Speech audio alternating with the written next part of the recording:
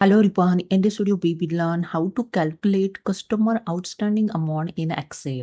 So you can see I have data, customer name, invoice amount and amount received from customer.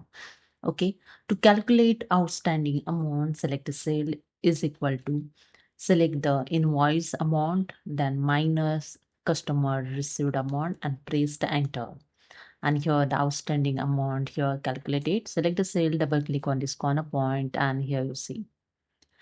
Next here I show you how to calculate the status of your customer outstanding.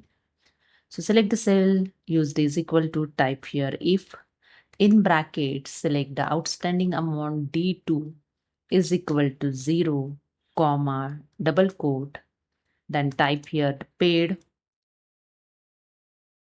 then double quote, comma, again double quote, type pending, double quote, bracket close. Here in this formula, D2 is the outstanding amount.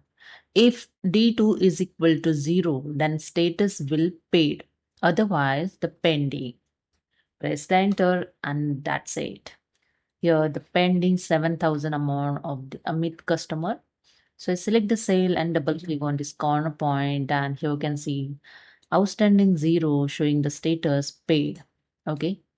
So that's it. And here the one bonus tip.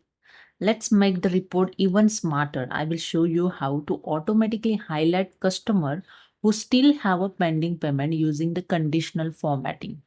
So select the outstanding column here. Okay.